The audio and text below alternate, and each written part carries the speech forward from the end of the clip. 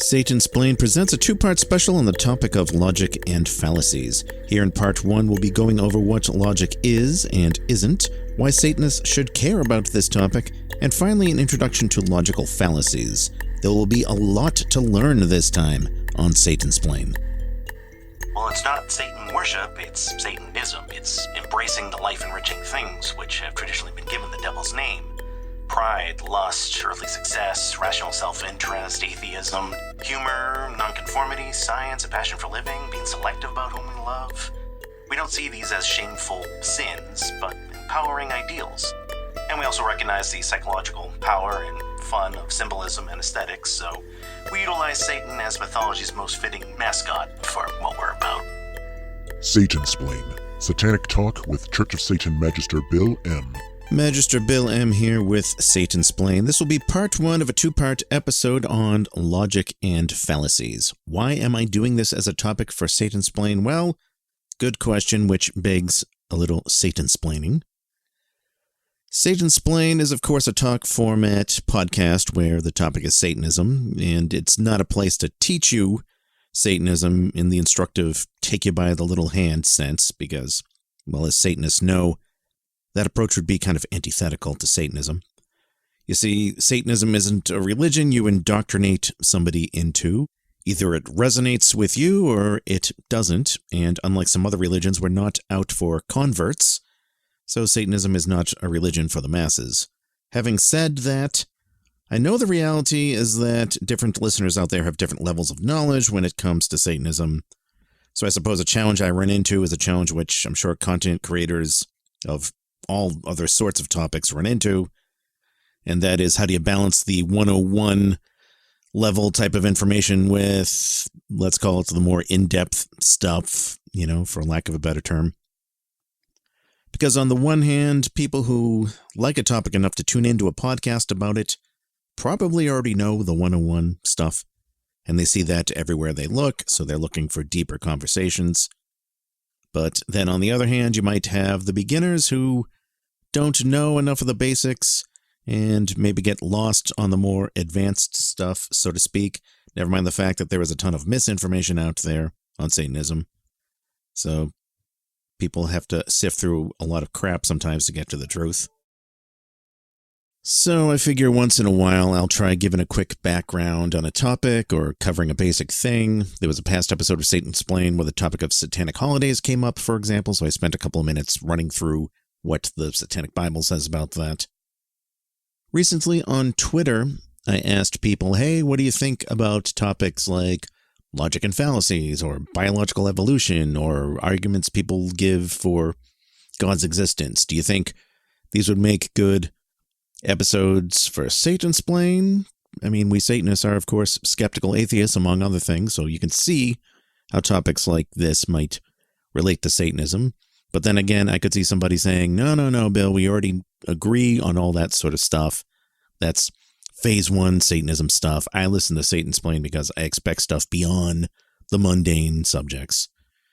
Or, somebody might say, no, those topics are the sort of tiresome atheism 101 topics that we hear from atheists all the time. It's the sort of crap you hear from the neckbeard, fedora-wearing variety of atheists who hang out on Reddit. So, talk about something else, Bill. Well, in any case, I got a number of replies on Twitter, and they were overall positive. Magister David Harris, for example, suggested that the 101 stuff should be revisited every few years. Others were saying, yes, I could see Satansplain doing episodes on topics like the ones you listed, provided, of course, there is some kind of original twist to them, or you show how they directly relate to Satanism itself. Also, others saying things along the lines of, well, even if a lot of us know this stuff, I'm still interested in hearing Bill's take on it, from one Satanist to another. So, at first, I decided to spend an episode talking about logic and logical fallacies, but I soon realized that this was big enough for 2 episodes, at least. Which is to say that, admittedly, this is an immense topic, and I'm going to be trying my best to give you a crash course in all of this while still trying to keep things in layman's terms the best I can without the luxury of diagrams, visuals. I will try to break things down into marked chapters at least, and, at least on YouTube. So hopefully that will make it easier for you if you got to skip back to a section, make it easier to digest and all that. So in this first of the 2 episodes, I'll talk about what logic is, what logic isn't, the components of a logical argument, how knowing a little more about logic can help you in more ways than one. Then at the end of the episode, I'm going to talk a little bit about logical fallacies, which are arguments that may sound logical or persuasive, but are inherently flawed. I'll give a few examples of numerous classical logical fallacies with specific examples that show up when people try to argue against Satanism. Then in part 2, the next episode, I'm going to continue with nothing but additional examples of other fallacies, what their names are, what they refer to, how to spot them, and how we've seen them show up in bad arguments people have tried to make against Satanists or against Satanism. Let us begin with logic. Why talk about logic, and why from me on this show? Well, personally, logic is a topic that has always interested me. My background is in mathematics. I'm a very analytical thinker. I'm happy to say that I've put those passions to use to establish a very lucrative, long-running career for myself in engineering, and I would argue that logic extends to my other passions too. I mean, I love comedy, as many of you know. My other podcast, The Devil's Mischief, comedy podcast I've been doing for almost 20 years. And I would argue that a lot of comedy, for example, is ultimately based on logic and playing with people's logical thinking. You juxtapose certain things, see how they logically work out or logically wouldn't work out. And strangely enough, you can get funny things from that. But to extrapolate this to Satanism in general, I would say that as Satanists, we are questioners. We are skeptical of dogma that the spiritual religions propose. So we see the value in critical thinking, and logic often comes into play in seeing if things make any sense. We see all around us, not just in religion, but in other places, people who cling to ideologies for emotional reasons. But as outsiders, we might see these as not making much of any logical sense. Also, there are people out there who want to manipulate you, who wish to take advantage of you, and they may make arguments that sound persuasive, but I would say that if you can be a little more analytical in your thinking and have a better grasp on logic, you can expose that manipulation. You can show where it fails. In fact, debate in general, I would say, relies on a lot of logic, or at least it should, if you want to debate things on a deeper and more convincing level. Now, as I said earlier, I am a math guy. That's what the M in Bill M stands for. It stands for math. Now you know. I know the word mathematics scares people. It probably scares more people than the word Satanist scares people. But rest assured, I'm not going to get too much into the math in this conversation. I do, however, believe that the main reason for teaching math in schools in the first place is not just for real-world application, but to help develop an analytical mindset, to use abstract symbols and see the underlying logic of things and so on. But I digress. Don't let the big four-letter M word scare you. Math. Now, about logic. So there are lots of great resources out there for learning the basics of logic. One particular article I am fond of, and which I'll be drawing a lot from, was written in 1997 and published to an atheism website called infidels.org. It is still up. You can still find it. I'll try to link to that in the description.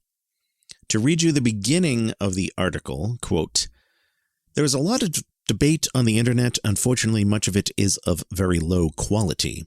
The aim of this document is to explain the basics of logical reasoning and hopefully improve the overall quality of debate. The concise Oxford English Dictionary defines logic as, quote, the science of reasoning, proof, thinking, or inference. Logic will let you analyze an argument or piece of reasoning and work out whether it is likely to be correct or not. You don't need to know logic to argue, of course, but if you know even a little, you'll find it easier to spot invalid arguments. There are many kinds of logic, such as fuzzy logic and constructive logic. They have different rules and different strengths and weaknesses, This document discusses simple Boolean logic because it's commonplace and relatively easy to understand. When people talk about something being logical, they usually mean the type of logic described here. And by the way, Boolean logic is named after George Boole, B-O-O-L-E, Boole, who was a 19th century mathematician, but you can find some of these same principles going all the way back to ancient Greece with Aristotle, for example.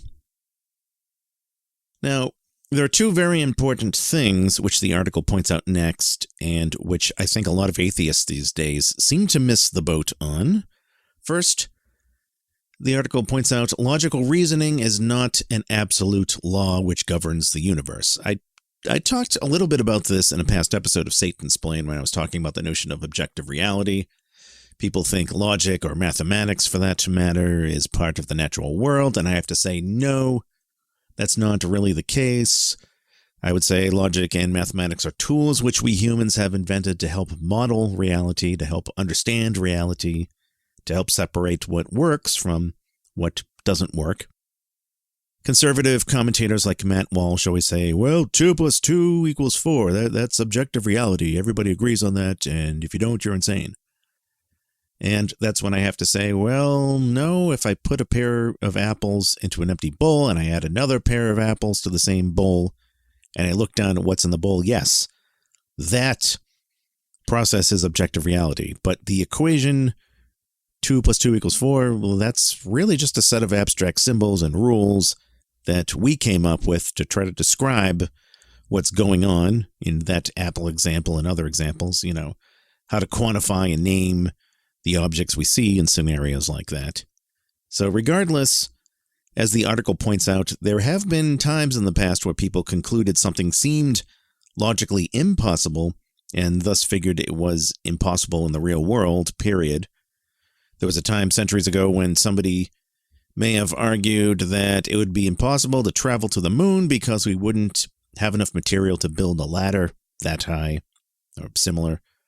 So at that time, that seemed logical and intuitively true, but, as we've seen, human intuition can sometimes be wrong, and your logical argument may be based on false or limited assumptions, which we'll get into later.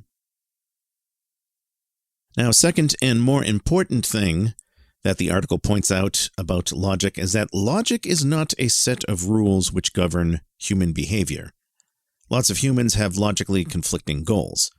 I know there are a lot of atheists out there who say, well, I'm a logical thinker, and I only accept things based on evidence and logic. That's how I form my beliefs, logic and evidence and science. Well, the reality, I hate to say it, but the reality is that the human brain doesn't really work like that. That's a topic for a whole other episode of Satansplain maybe someday, but if you're interested in that topic, I recommend looking up articles on the cognitive science of belief. And the reality is that as much as we try to understand things objectively, there will always be some degree of subjectivity that alters our perception. And again, it's beyond the scope of this episode, but to give a more practical example, let's say there's a woman, let's call her Karen. Let's say Karen wants to speak to the store's manager, and Bob is the store's manager. Well, therefore, it logically follows that Karen wants to speak to Bob. Well, logically, that's a sound conclusion, but in reality, it could be that Karen is not really operating on logic. It could be that Karen has a conflicting goal of avoiding Bob. Maybe Bob is Karen's ex-husband, and she's not on speaking terms with him and didn't know he's the manager of the store. So likewise, there is the satanic sin of solipsism. It's one of the 9 sins. I've talked about this one before. Solipsism, in the more general sense of the term, is a philosophical position of thinking our subjective reality is the only thing we can know, etc., etc. But in the 9 satanic sins, we're referring to projecting your reactions, your responses and sensibilities onto somebody who is probably far less attuned than you are. You can think, well, I have some idea of what Karen wants, and the more I think about it, it would be perfectly logical that she would do this thing. But again, you could be wrong. Or likewise, well, I've been really nice to Karen this whole time and shared secrets with her, so she's going to have to behave in the same way to me. She's going to have to reciprocate. And once again, you could be wrong. So in summary, logic, as we will see, is an important tool, but it's not a law of the universe or something that guides human behavior. Even so-called logical people can do self-defeating things.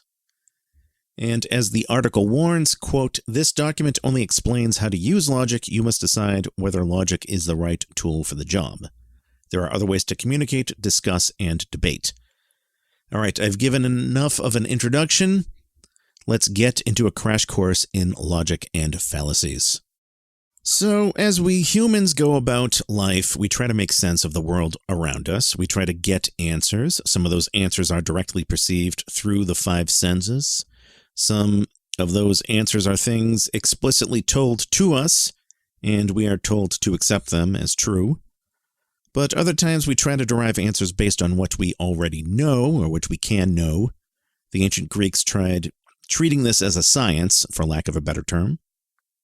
They tried to break an argument down into parts, seeing what processes worked and which ones didn't. Were there ways to tell a sound argument from an unsound one, and so on?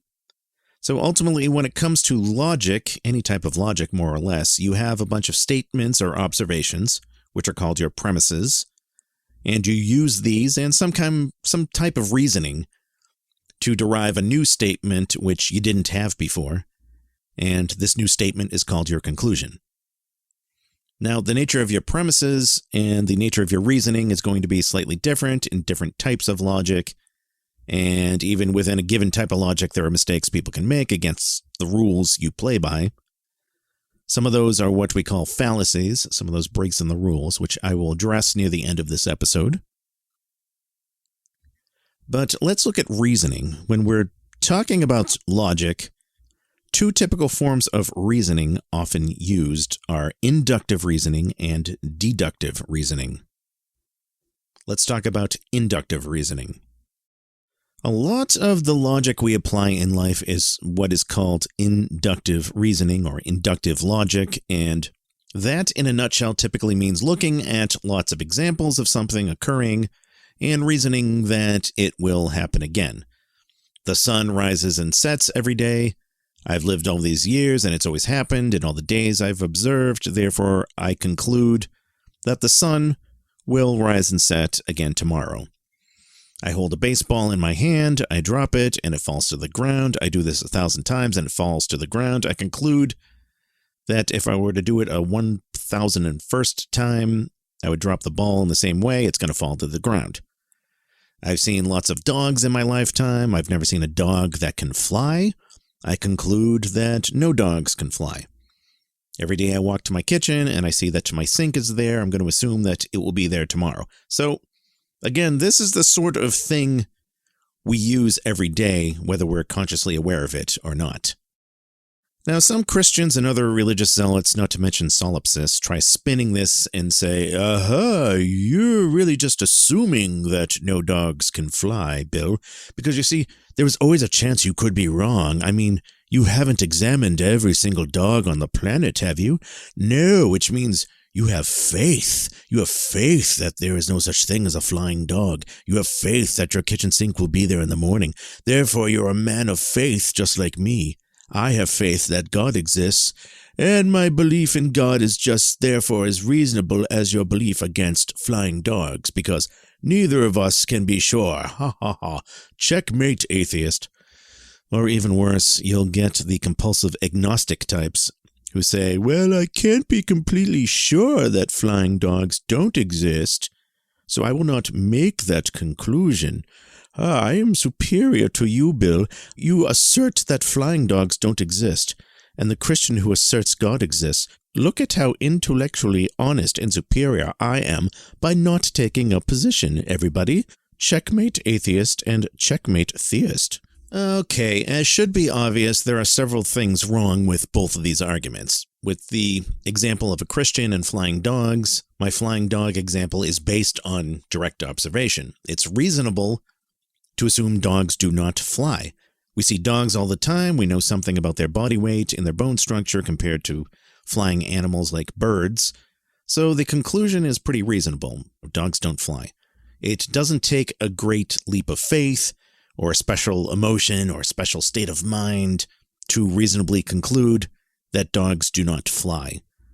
But let's go along with this claim that it was faith that I had. Well, if I were to see a dog flying one day, and I somehow knew for certain that this wasn't a trick with wires or an optical illusion or a dream or anything like that, then fine.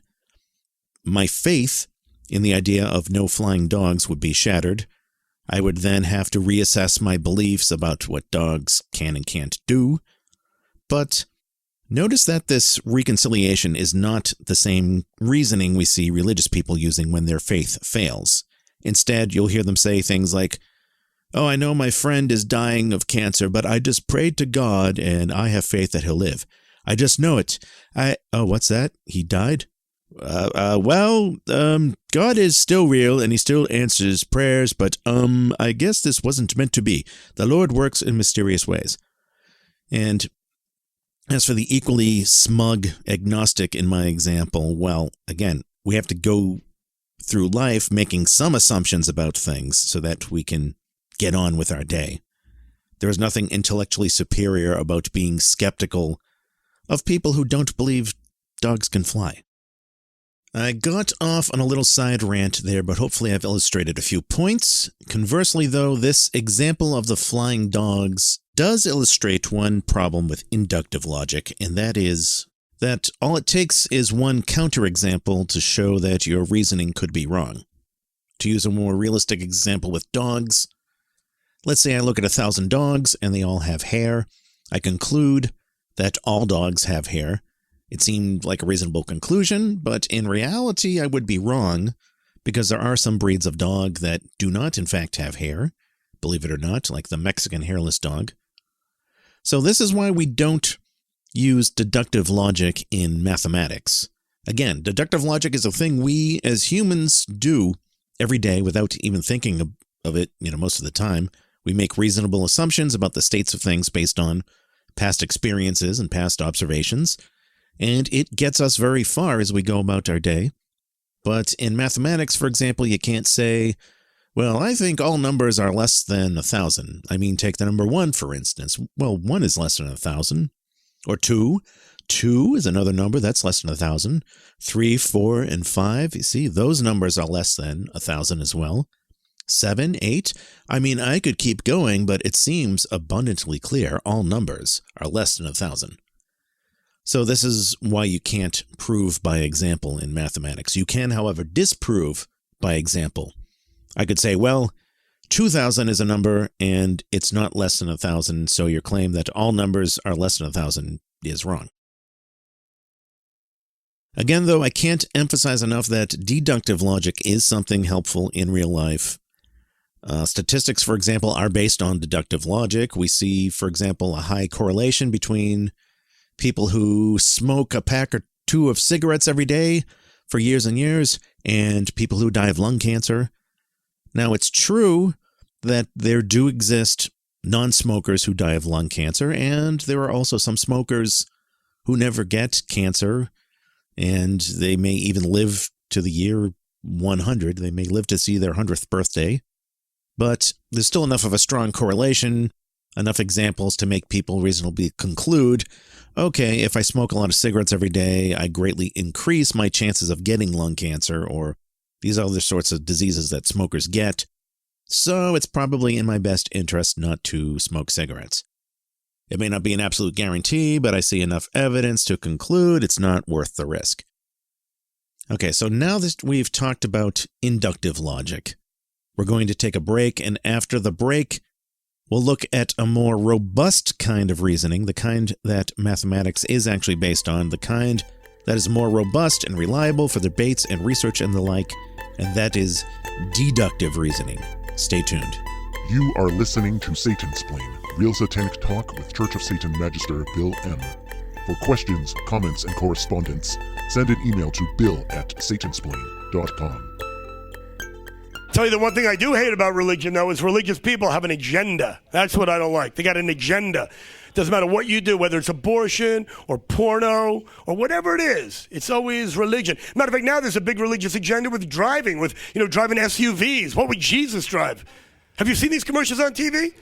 People actually make you feel bad because you're driving a big car. You know, when I bought my SUV 8-9 years ago, they just came out. I didn't realize that I was supporting Al-Qaeda. I'm sorry.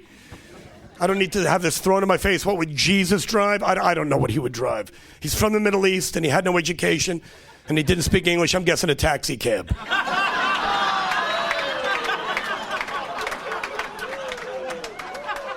That Colonel comedy clip you just heard is from Radio Free Satan's comedy and novelty show, The Devil's Mischief. Learn more about the show at devilsmischief.com. Magister Bill M. here with Satansplain. Visit the official website for the show, satansplain.com. You can listen to Satansplain episodes there. You can also listen to Satansplain episodes on Spotify, Stitcher, Google Podcasts, Apple Podcasts, Audible, and other places. Find the direct links on satansplain.com. You can also email me with your comments, questions, hate mail, death threats, whatever you've got. bill@satansplain.com is the email address. Also, please subscribe to Satansplain on YouTube, Facebook, and Twitter. If you have an account on any of these platforms, please give Satansplain a like and subscribe, whichever is applicable. That helps the show out. Before the break, we talked about inductive reasoning, so let us now move on to the topic of deductive reasoning. Deductive reasoning is where we get more into the science of logic, and is usually the kind of logic we mean when people talk about logic. So in deductive logic, you start off with a set of statements that you accept as true and try to deduce something else that is true from that information. Namely, we want a guaranteed truth that we can conclude based on the arguments that we set up. So, how do we do that? Well, there are lots of different ways to describe deductive logic, but the core components, I would say, are propositions, premises, inference, and conclusion. Now, let's look at each of those things one by one. So first, proposition. A proposition is a statement that is either true or false. That's all it is. So, for example, my computer is on. That is a proposition. Abraham Lincoln was the 8th president of the United States. That's another proposition. Vegetarians are short. These are all examples of propositions. Now, again, a proposition can be true or false. My first example, the statement, my computer is on, that is true. As I'm recording my voice right now, I'm recording it on software that's on my computer, and my computer is powered on as I do this. The statement, Abraham Lincoln was the 8th president of the United States, is also an example of a proposition. In this case, it's a false one. Abraham Lincoln was actually the 16th president, not the 8th. And finally, the statement, vegetarians are short. Now, that is more of an ambiguous statement, if we take it to mean all vegetarians are short, which is usually what statements in that grammatical format mean. Then you could say it's not true. Some vegetarians are short people, some are tall people. You might also ask, well, short compared to what? If we consider short to mean anything shorter than a 2-story building in height, then sure. All vegetarians are short, all humans are short. The important thing here, though, is that however you look at it, it's the type of grammatical sentence, the type of claim that lends itself to being true or false. So that's an example of what we call a proposition. Now, there are sentences, of course, that are not propositions. The phrase, God bless America, for example, that's not a proposition, that's not a statement we can say is true or false, because it's not really a statement at all. It's more like a request or a command or just a sentiment. Help, help, man overboard. Well, that's not a proposition either. That's not a statement, not something true or false. Is my computer on? Well, that's a question, not a statement, so that's not a proposition either. Now, I know there will be some people who would argue, well, Bill, the reality in life is that some things just can't be said to be true or false, or at the very least, we can say some things are more true than others. Well, yeah, you could say that. As I mentioned earlier, there are other forms of logic. Fuzzy logic, for example, has premises that are not based on being true or false, but are based on a scale of likeness. Is a seagull a dairy cow? The answer is no. the proposition, quote, a seagull is a dairy cow, unquote, is false. A seagull is a type of bird, not a cow. Is a bull a dairy cow? The answer again is no. Fuzzy logic, however, would say, well, it's true that neither a seagull nor a bull are dairy cows, but surely a bull is much more like a dairy cow than a seagull is. So let's make a scale where 0 is something that is not at all like a dairy cow, and 10 denotes an actual dairy cow. Surely the seagull is closer to 0 compared to the bull, which is closer to a 10. So that's fuzzy logic in a nutshell. It's a legit branch of logic which has its applications in the real world, but again, we're not talking about fuzzy logic in this episode. We're talking about Boolean logic, where we just take a proposition as being true or false, no in between, and we take it for granted in Boolean logic that something can't be both true and false at the same time. If we arrive at that result, if we come to a conclusion that our logic says is both true or false at the same time, that it means we made a mistake somewhere in our logic. Now, one more thing to point out about propositions is that often there are multiple ways to reword the same exact proposition. My first example was the statement, my computer is on. So I could have alternatively said, my computer is powered on, or the current power state of my computer is on, or it is true that Bill's computer is switched on, or this computer is on, pointing to my computer, or if this device is Bill's computer, then it is currently on, and so on. So those are all grammatically different sentences with different sequences of words, but they all refer to the same proposition, ultimately. So this is going to become important later on, as we'll see. So hopefully now you have a good idea of what propositions are. So let us get to premises, which are the building blocks of logic. A premise is a proposition that you take to be true. It may be something that's true in real life, or it may be something that you're just assuming to be true, literally for the sake of the argument. So those are premises. And the next part of a logical argument is inference, what you can infer from these premises that you have, what logically follows from them. And then finally, your logic ends in the final part, conclusion. What have you been able to conclude from all you've inferred? The conclusion is the result you're trying to prove. So to recap, the basic building blocks are propositions, statements that can either be stated as true or false. You take a certain number of those, which you assume to be true. Those are your premises. You use inference. What can you infer from those things? And you eventually arrive at the fourth part, a conclusion, the thing you're trying to prove. So take this argument, for example. All dolphins live in the ocean. Flipper is a dolphin, therefore Flipper lives in the ocean. So let's break this down. We have two premises here. One, all dolphins live in the ocean. The second premise is Flipper is a dolphin. And the third sentence there is the conclusion. That's the conclusion we deduce from those two premises. The conclusion, Flipper lives in the ocean. Now we can reword that argument in different ways.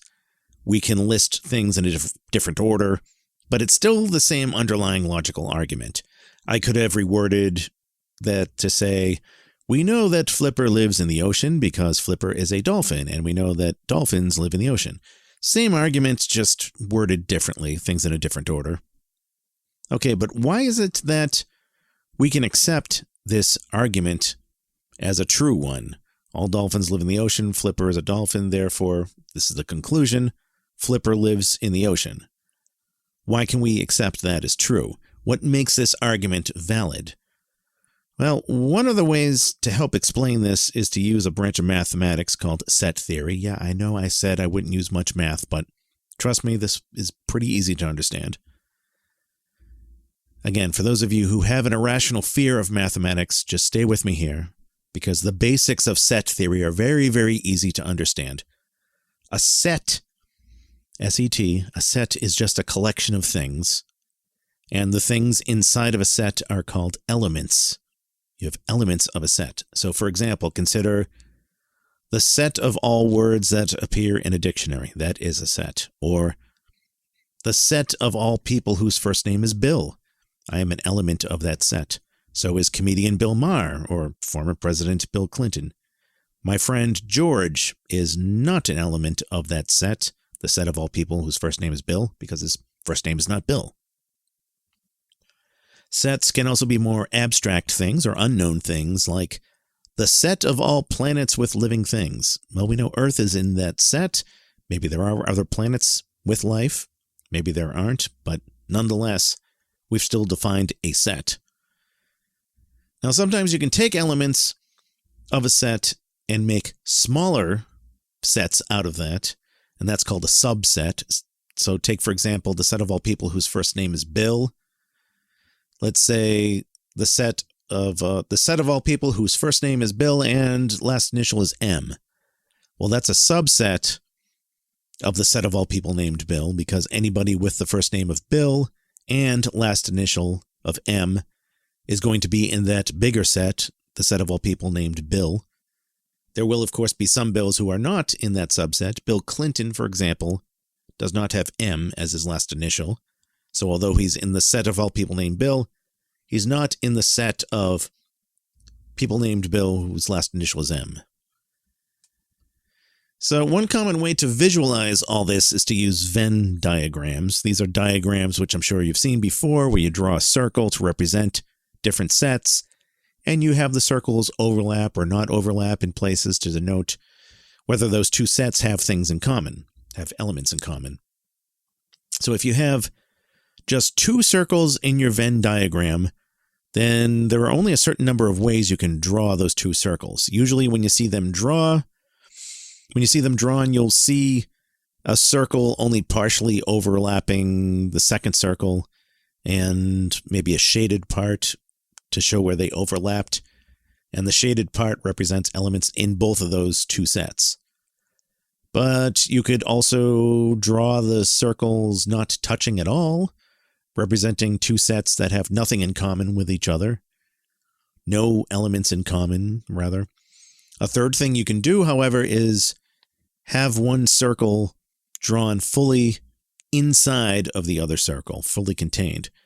So think of that last one, visualize that. Think of a big circle with a smaller circle drawn inside of the big circle, fully contained inside. So this separates everything into three regions. You have the outside, let's start from inside out. You have the inside of the small circle, then outside of the small circle, but still inside of the big circle, and then finally anything outside of the big circle. There are a couple of obvious things we can say about this. So if you drew this on a piece of paper, is there any way to place an X in the small circle that's simultaneously outside of the boundaries of the big circle? The answer is no. Now, at this point, you might be thinking, okay, well, Bill, this is kind of obvious. Why are you even bothering to mention this? I know how to draw circles already. You're supposed to be telling me about logic. The reason I tell you all of this is that this really is what a lot of deductive logic comes down to. Going back to the dolphin argument, I said all dolphins live in the ocean. Another way to think of this is that there is a set of things called organisms that live in the ocean. And there's a subset of that set, which are the set of all dolphins. So we have a large circle called things that live in the ocean, and within that circle there's a smaller circle which contains all dolphins. Next, I said that Flipper is a dolphin. Okay, so that means Flipper is somewhere in the small circle, the circle called dolphins. And what was the conclusion? The conclusion was that Flipper lives in the ocean. So how do we know this? Because Flipper is in the small circle. Anything that's in the small circle is in the big circle. Therefore, it follows that Flipper himself is somewhere within the big circle too, somewhere within those boundaries. So that's basically how deductive logic works. Now, are there any possible flaws to what I said? Yeah, some. One of our premises we took as true is that all dolphins live in the ocean. You could argue that in reality this is false because, after all, there are some dolphins who live at SeaWorld, or live in the circus, or live in some rich private person's aquarium. In that case, my first premise that all dolphins live in the ocean would be false. Remember, when dealing with Boolean logic, we take a statement as either being true or false. But notice that even if a premise is false, the logic is still valid. The conclusion still definitively follows from the two premises. If we take it as true that Flipper is a dolphin, and we take it as true that all dolphins live in the ocean, then it logically follows that Flipper lives in the ocean. It may also be the case, of course, that the statement Flipper is a dolphin is not true. Maybe I wasn't referring to the TV show Dolphin Flipper. Maybe I have a pet cat that I've named Flipper, and that was a Flipper I was referring to. So this is why you have to be clear in what your words mean when you use an argument, when you use logic. Something we'll talk about later. But in this case, it would certainly be false to conclude my cat, Flipper, lives in the ocean. There are a few important lessons to all of this. First of all, it is possible to take one or more false premises and, even if the reasoning is valid, arrive at a false conclusion. So like my cat example. And of course, it's possible to have both false premises and false reasoning and arrive at a false conclusion. Suppose I said, all dolphins are 1 inch long, cars are made on Neptune, therefore dogs fly. Well, false premises, faulty logic, false conclusion. But if you start with false premises, do you always arrive at a false conclusion? The answer, believe it or not, is no, not necessarily.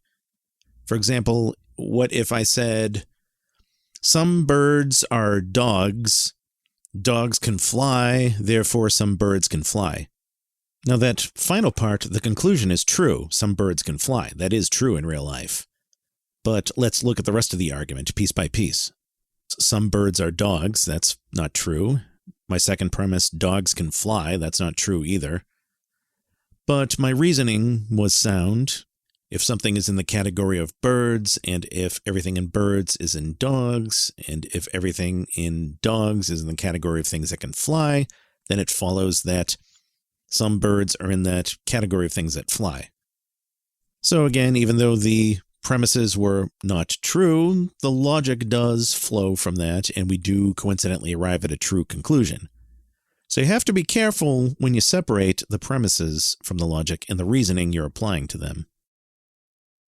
So it's possible you can have false premises, and depending on how things are set up, you might get a true conclusion, you might get a false conclusion. If you start off with true premises but use faulty logic, you can arrive at a false conclusion. But what you cannot do, however, is start off with true premises, apply valid reasoning, and wind up with a false conclusion. And this is where the strength of logic really is. That's how to use logic properly. You start with true premises, apply valid reasoning, and from there you derive new things which have to be true. Or at least, that's how it should work. Unfortunately, when you are in a debate and run into arguments, people rarely, if ever, lay out their arguments so cleanly and neatly, like in the dolphin example. They may be really careless with their wording, or they may be dashing back and forth between ideas that don't really have anything to do with each other, or maybe they are good speakers and have valid arguments, but it takes some combing through their words to figure out what parts are premises and how they're using those to arrive at a conclusion. Maybe they didn't state all their premises, either deceitfully or carelessly, or they just assumed that they were things you and the other opponent were already in agreement on. So that happens a lot. In any case, when we see a flaw or a mistake being made in the logic, that is what is known as a fallacy. And I'm going to spend all of part 2, the next episode of Satansplain, talking about fallacies, but I do want to spend a little time talking here about fallacies first. I know the word fallacy sometimes gets misused to mean other things. Some people use it to mean the same thing as a falsehood or a lie, but remember, premises are different from reasoning or inference. If I say, today is Wednesday, and on a day when that's not the day of the week, well, then the statement, today is Wednesday, that's not a fallacy, that's just a false statement.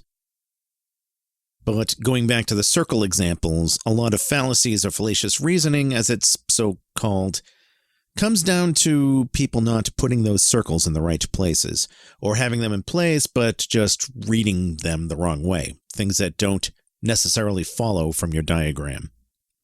So to give you an example, there was an American comedian named Richard Jeni who had a joke in one of his routines, and the joke was this. We know that God is love, and we know that love is blind. Also, we know Ray Charles is blind, therefore it follows that Ray Charles is God. Now, obviously, the conclusion is false, even if we presume the premises are true. Yes, I realize this is a joke. It's an intentional joke. It's funny because the logic is messed up. But logically, why is it false? Where is the fallacy? So, forget for a moment about whether God is love or God even exists. Let's just look at how the argument uses the word blind. The second premise, love is blind, could be reworded to say, if we look at the set of all blind things, or the set of all things that have the descriptive property of blindness, well, love is one of the things you will find in that set. Likewise, the third premise says that Ray Charles is blind, so is therefore also an element of that same set, the set of all blind things. So you have two things that are blind. Love is blind, Ray Charles is blind. The problem, though, is that it doesn't follow that love and Ray Charles are the same thing. They are two things that share a common trait, blindness, but that doesn't make them the same thing. I mean, just to give an analogy, and analogies are usually a good way to expose the flaws in logic. I could say my dog has 4 legs. I could also say my kitchen table has 4 legs, but it doesn't follow that my dog is a kitchen table. Another flaw you could point out is that Richard Jeni, the comedian here, is using the word blind to mean two different things. When we say love is blind, that's just a platitude that means, the true emotion of love supersedes judgments we can make based on appearances, and that sort of sappy crap. On the other hand, Ray Charles, the famous singer and musician, was physically blind. That means something else entirely. This means you can reword your argument as God is love, love is metaphorically blind in that it doesn't involve judgment. Ray Charles is physically blind, therefore Ray Charles is God. See, when you reword it like that, the logic doesn't follow at all. So there are all sorts of fallacies that can show up when people are trying to make an argument. Sometimes it's hard to spot them. Sometimes an argument can sound very, very persuasive, when in fact it's logically unsound. It is a fallacy. For that matter, there may be things that seem counterintuitive but are not, in fact, fallacies. Regardless, some particular types of fallacies are so common that they have formal names. And yes, logicians have cataloged these types of fallacies. I'm not going to list every formally named and cataloged fallacy that's out there, but I am going to spend most of the rest of this episode and all of episode 2 going through examples of these classic fallacies that I see a lot, some that have become favorites of mine to spot, and I'll also give examples of them showing up in arguments people try to make specifically against Satanists or against Satanism. If you do a search online for list of logical fallacies, you can find plenty of websites that describe these fallacies. Some of these fallacies have more than one name, as we'll see. One of my favorite resources personally is the website yourlogicalfallacyis.com. That lists about 24 common logical fallacies, each with its own separate page and an example given. So I use that site, yourlogicalfallacyis.com. I use that all the time for snarky responses because it's set up like that. So the idea is you see somebody using a particular logical fallacy and you reply to them with a link to that specific fallacy from that website. And the page says, hey, you just used this logical fallacy, and this is the name of it, and this is why it's wrong. Another great set of snarky responses is a meme series called Fallacy Ref. And if you do an image search for Fallacy Ref, R-E-F, online, You can find lots of great examples. So this is a meme series where you take a photograph of a referee from a sports game, and instead of captioning it with a foul play call like a referee would make or something like that, you make it a call about a fallacy. For example, folks, we have an ad hominem at play. This team was using a personal attack instead of sticking to a logical argument, 2-point penalty, and so on. So you get the idea. Frankly, I think Fallacy Ref really needs to make a comeback on social media. As I mentioned, however, there are specific fallacies which show up so often they are given specific names. Like I said, that is what part 2, the next episode, is going to cover, but let me describe a few for you right now. Some fallacies are based on bad reasoning, but there are also fallacies that come down to bad premises. I know there will be some purists who will argue that some of the examples I give of fallacies are not fallacies per se, but rather trends that show up in dishonest debates. Fine, okay, but in any case, the examples all come down to the fact that something is wrong with the logic, whether it's bad premises or bad reasoning or whatever. So let's look at some examples of fallacies where the premises are bad. The most common fallacy of this type, I would say, is what is known as the straw man fallacy. So a straw man fallacy or straw man argument is when you misrepresent your opponent's position and then proceed to attack that fake position and declare victory, thinking you've disproved what your opponent is saying. So it's called the straw man argument because you're making a fake version of your opponent that's easy to tear down, and then you tear that down and you think that you've somehow torn down the real opponent or the real argument. An example of the straw man argument I'm sure all of you have seen at some point or another is the idiot who says, oh, look, a bunch of Satanists. Well, Satanism is wrong because it involves sacrificing animals and worshiping the devil and eating unbaptized babies. Or, for that matter, you'll hear, oh, Satanism is stupid and all of you are stupid because Satan doesn't exist. All gods are imaginary. So the problem with this, of course, is that Satanists know Satan isn't real. Or perhaps more accurately in this case, we're not claiming Satan is a real deity. Satanism is not devil worship. So to attack devil worship and think you've successfully argued against Satanism would be an example of a straw man argument.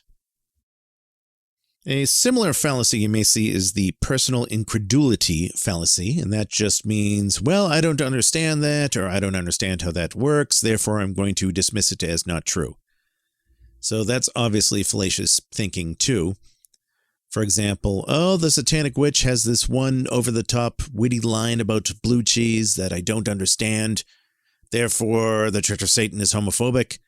I mean, I never read the book myself, so I don't know the context of this line, and I haven't read enough of Anton LaVey to understand his style of humor.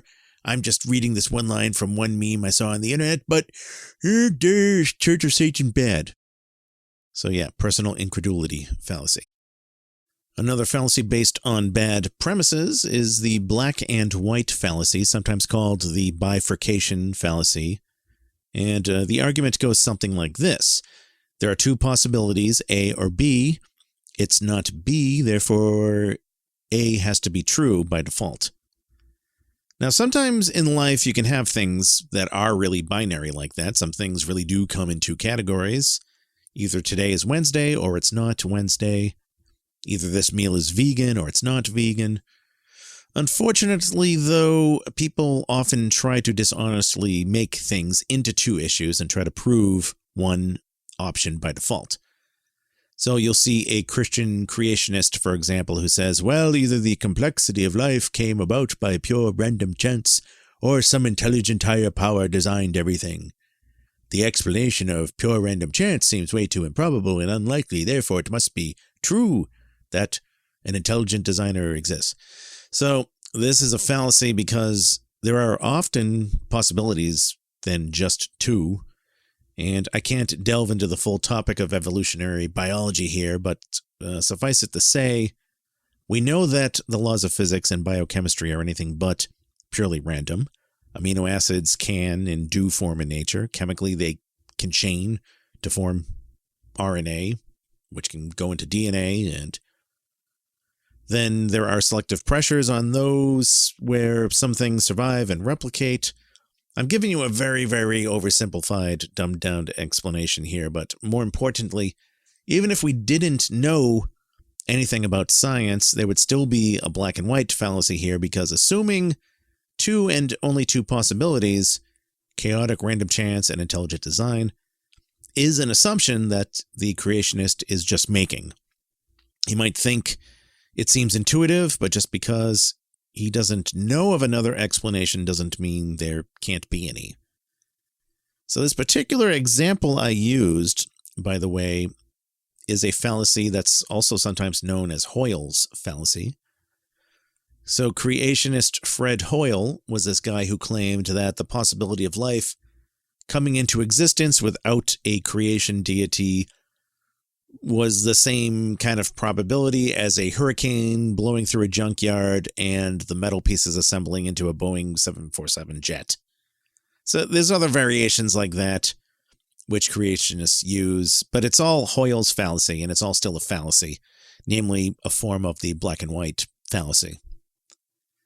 In fact, the same bad logic that's used in the black and white fallacy might extend to three or more things, but it's the same problem of, saying there are only a limited amount of things and thinking you prove one by default by saying the other two is silly. So one classic argument in an example of three things that Christians have been using for generations is called the Lord, Liar, Lunatic argument. So the argument goes something like this. They say, well, the Gospels say that Jesus calls himself Lord, so either he really was the Lord, or he was a liar, or he was a lunatic. He was a moral man, so he couldn't have been a liar, and his behavior doesn't sound like that of a lunatic, so by default he must have been Lord. To which I say, no, you're using the same sort of fallacy here. There are other possibilities. Maybe Jesus didn't exist, and the story is just made up. Or maybe Jesus did exist, but he was misquoted, or there was a bad translation. Never mind the fact that even if he did exist, we can't rule out the possibility of him being a lunatic, because we've seen lunatics like Jim Jones or David Koresh, for example, who managed to convince other people that they had some kind of lordship, some kind of divinity. But what's even simpler than the black and white fallacy is the argument from ignorance. The argument from ignorance is the fallacy of saying that a statement must be true because nobody has been able to prove it false. Now, it's true in Boolean logic that we say all statements have to be true or false, all of our premises, but if we don't know if it's false, we can't necessarily jump to the conclusion that it's true. So, for example, somebody who says, well, of course God exists because nobody can prove he doesn't. Well, for that matter, it's equally fallacious to do the opposite, claim that something is false because it hasn't been proven true. But in any case, it's that same fallacy. Also, just to be clear, sometimes it's okay to assume something is true or all agreed upon in order to get an argument off the ground and get a discussion going. We need to make some assumptions about things and assume some basic things are true, or else we can't really get anywhere. It also works better in a court of law to assume, not guilty, innocent until proven guilty. In any case, this is not the same thing as saying, well, this elaborate story is true because nobody can prove it's false. So that is the argument from ignorance, and something even more simpler than the black and white fallacy. Both are still fallacies. And this brings us to another related fallacy, and a very important one to know about, which is shifting the burden of proof. So here's the deal. If you make a claim X is true, then the burden of proof is on you to prove your claim. The burden should not be on me to disprove it, because then you're essentially doing that other fallacy I talked about, assuming something is true because I haven't proven it false to you. I think it was best put by an atheist by the name of Frank R. Zindler. So it was in the footnotes of a radio show he had transcribed, which you can find on infidels.org. And it's one of my all-time favorite quotations. So Zindler said, quote, Remember that the burden of proof is on the person alleging the existence of something. If someone tells me that the Easter Bunny is hiding in somebody's clothes closet somewhere in North America, there is no need for me to search every closet on the continent. The person making the claim has to produce the rabbit or stop wasting my time." Unquote. The most recent example I can think of this fallacy leveled at Satanists was on Twitter. There was a troll there who was claiming that the Church of Satan has members who are rapists and pedophiles. And I think his exact words were that the Church of Satan will not admit to having pedophiles or child abusers, murderers, or rapists. And that if he was wrong, then prove it. I think the troll was just drunk, or at least he typed like he was. In any case, one Satanist I knew replied that the Church of Satan doesn't condone any of that. Here's where you can find examples from satanic literature where that's forbidden. See how it says here in the Satanic Rules of the Earth and so on. And then the troll replies, well, you can't categorically state that no member of the Church of Satan is a child molester or murderer or rapist.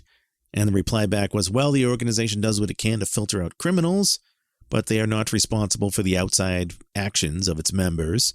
Any member involved in other such activities would not remain a member for long.